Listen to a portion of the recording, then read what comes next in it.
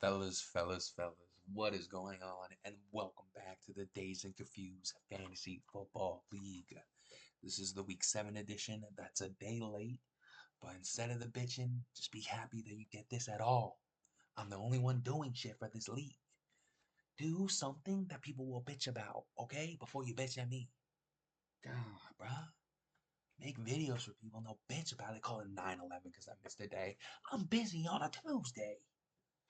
Motherfucker, fuck you, Devin. Piece of shit, California B. Alright, bro. Let's get to this top six. My voice is gone. Like, you're not even hit what I've been doing, bro. I'm a little sick. But look at this. Still getting it out for the boys. Getting messages. Okay. Anyways, top six are as follows. Mark at one, remaining at one. Don't agree with that. They just look at his record and, yeah, blasphemy. Hate that from ESPN. Uh, Brian two, Devin three, Austin four, Finn five, and Phil six. Interesting top six. I'll tell you my top six when we get to it, but let's just get right to the recap, fellas. We got a week here. We got a week here to recap. It's only me, by the way. If you haven't noticed, you definitely have. But let's get to it. Matchup number one, Devin and I. Now, I always have this theory that when all my games are played at 1 o'clock, when all like my team's all done after the 1 o'clock games, my team does horribly, and it fucking showed.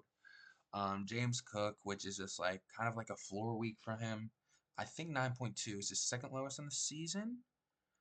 Yeah, so you hate to see it, but so good. Jamar Chase, still wide receiver one. But let's just talk about what hurts the most. Newly, freshly picked up Young Wei Koo, getting the one piece. Trey Sermon flex 5.4 could be worse, but the biggest hit is Tank Dell here with the goose and Ramondre with another bad week, man. Can't find the running back help after trading away DeAndre Swift for a player I got 1 week of. So we're a little hit here, but I still think that overall I have another whole running back room with the Raiders on the bench. Actually, I just dropped Amir White, but have a whole another starting running back and Alexander Madison on the bench.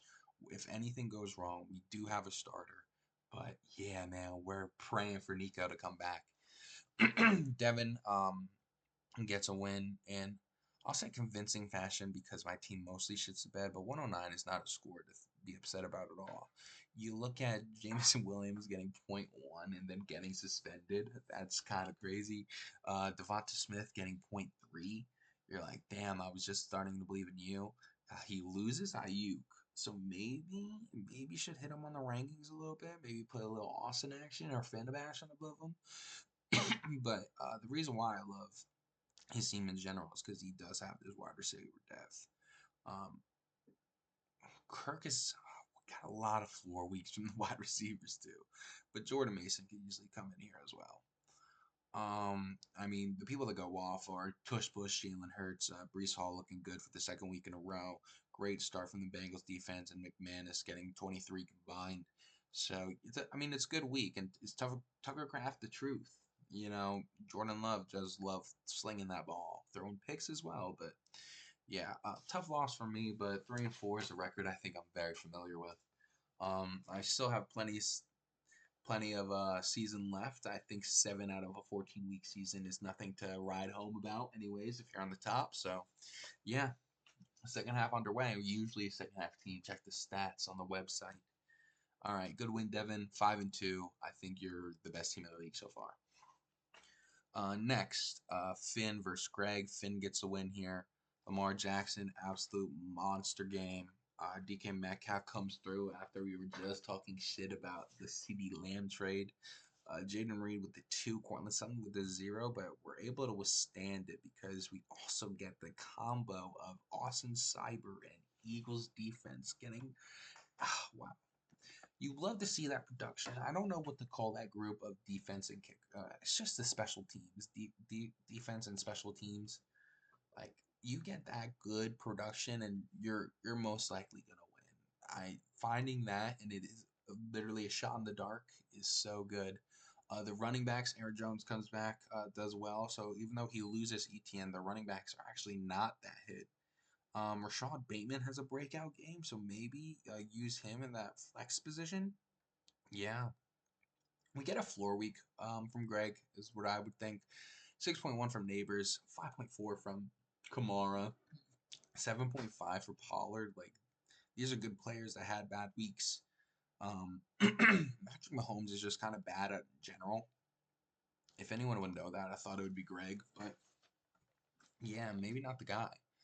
Uh, an 80 point performance is not one you're ever happy with, so a lot to change, especially because we soiled a great Amon Ra game. Doesn't really have it on the bench either. Greg's not looking too good. I might want to move him lower down in my rankings than even I anticipated. Next, Austin versus Ray. Austin gets a win here, and Austin's team is just really fucking nasty. He got the good week from Brian Thomas, another bad week from Marvin, but you wouldn't even notice because Derrick Henry is the best running back in the league. The spot start, he had Dak Prescott and Caleb Williams both on bye. He gets Drake May with a 23 piece. That guy might be the truth too. Is that a trading piece? Who knows? Um, yeah, 17 points from the Rams defense is huge. And yeah, it just gets it done over Ray, who besides like Brock Purdy, David Montgomery, we got like a floor Mike Evans game. Oh, and Tyreek with the pooper. Yeah, Ray. Oh, and he doesn't start Rashad White, who ends up having a great game. I didn't even know Rashad White had this good of a game. Okay, I don't think he gets these swaps, get him the win, but Um, yeah, Ray's team is just nothing to write home about. I feel like we're just getting a lot of middle of the road performances, and yeah, he's gonna need a good second half. 3 wins is still good with the team I'm seeing here, so anything can happen second half. Maybe he gets it together. A good win for Austin though. Next, Vinny versus Josh. Uh, this matchup went to Josh, and it's on the back of Joe Mixon coming back and being great. George Pickens looks great.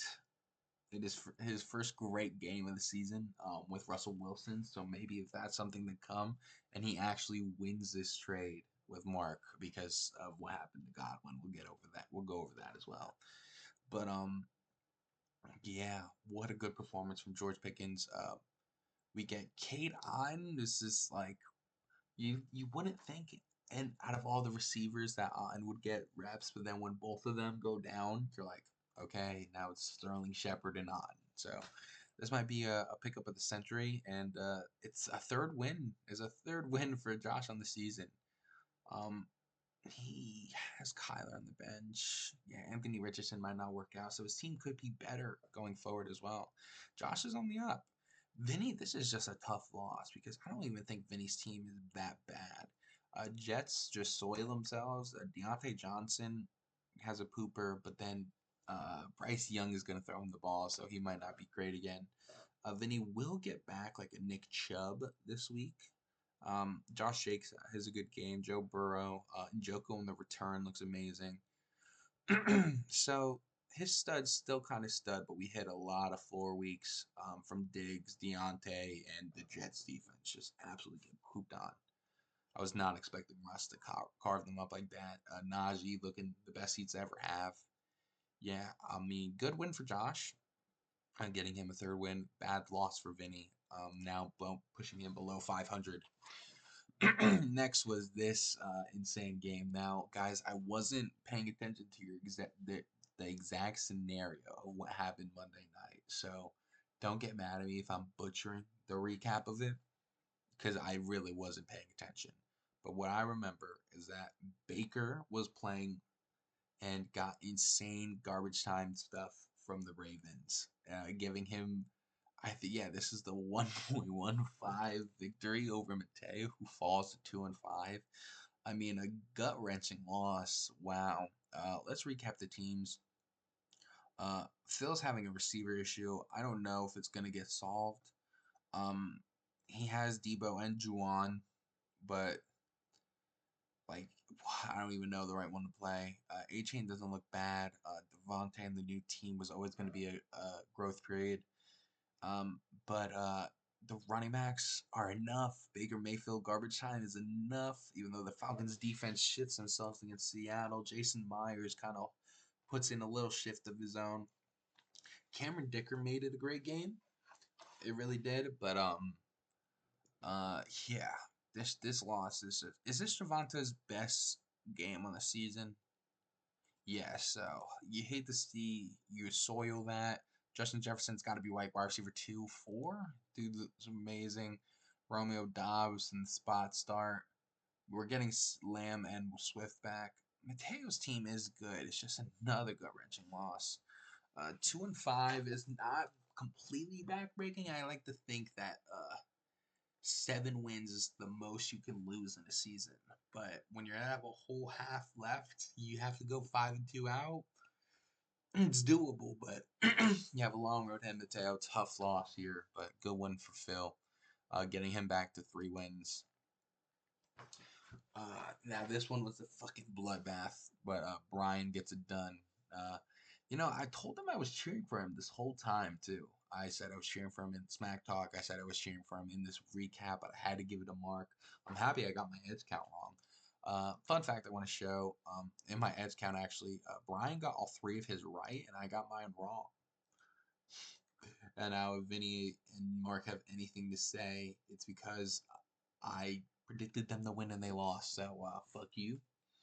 But yeah, if anyone else wants to laugh at me, they can. Brian helps me with the edge count, still at 22 and 20 on the season. We still barely know ball apparently. But yeah, I mean Jameer Gibbs is that guy. You feel like he's a running back too, and then like he'll have this week over David Montgomery, and you're like, wow, okay, so he got the 15 carries and 4 catches, but he broke. He seemed like he was breaking everything. Baby boy, I miss you. I miss you so much. You were so cute. Not in that green, but you were so cute. I love you, Saquon Barkley. Josh Allen is amazing. He has the great week from the receivers, and that's where he's going to take this victory lap on me. But I don't think you're going to play Tennessee and Cleveland every week. So I still think the receivers are something to worry about. But it's a great win. I move you up my rankings a ton. Especially because I do think you get a little better with the trade. J.K. Dobbins brings more stability than Kareem Hunt. I know Kareem Hunt has a better week now, but I mean Pacheco's that guy when he's back, man. I don't care. Mark Soils, the Tank Bigsby breakout game. I know probably not breakout. Tank Bigsby like monster game, starter, full workload game. AJ Brown, Kyron Williams have great games. What really makes him lose is Jaden and Godwin played the full game. Jaden going down, Jason Myers pooping himself, and yeah, I mean losing Godwin is just the thing that sucks moving forward. I thought an area of his team that would be in concern was wide receiver, just because on the bench is a sad Calvin Ridley and Khalil Shakir. Josh Downs kind of pooped himself with Richardson. But yeah, I think I think if JD misses 2, that's are 2 pretty big holes because he didn't have a backup quarterback going into this week. I think he's using Russ right now, which is interesting call to say the least. I'll check if that's actually the case. This is the first weekly recap after waivers, so this might be the best. This might be the best actual or the most likely to be their starters on Sunday. Vinny and I, what's our head-to-head look like? All right, now we are recapping the second week, week 8. Oh, second week. We are recapping week 8, and the projections are actually giving it to me, even though they give Vinny more of the position favorites. Projecting Nick Chubb 11.3 over Lamondre. Wow, wow. I'm a nice guy. I gave him the backup for a reason. I'm happy he has a running back. He's just waiting for Pacheco to come back too. Once Pacheco comes back, he gets a little more dangerous. Deontay with the 9-point prediction. He still has good wide receivers. What's his bench look like? Does he have anyone else he could throw in the? Maybe still go Deontay there. I mean, he seems not that deep, but it's like good enough to get it going when these people have their great games. 49ers defense even good. Against Dallas it sucks, but I like picking up the 49ers defense overall. I think he just dropped the Jets defense who got -5. I'm never good at giving myself the edge.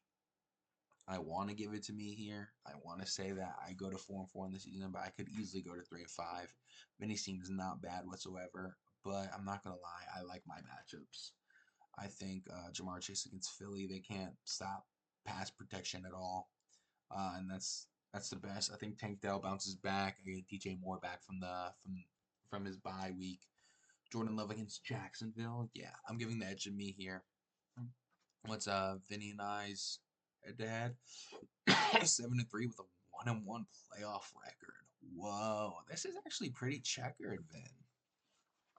Wow, this is pretty checkered. But I have the heavy favorite so far, and the 7-10 wins. I think that continues here.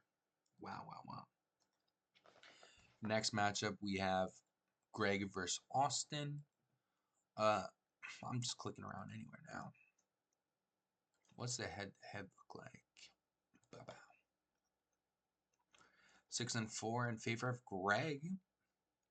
Interesting. I actually don't see Greg have too many favorites in head-to-heads. Austin's won the last two, though. Interesting. All right. What's the projection look like? They give the favorite in positions to...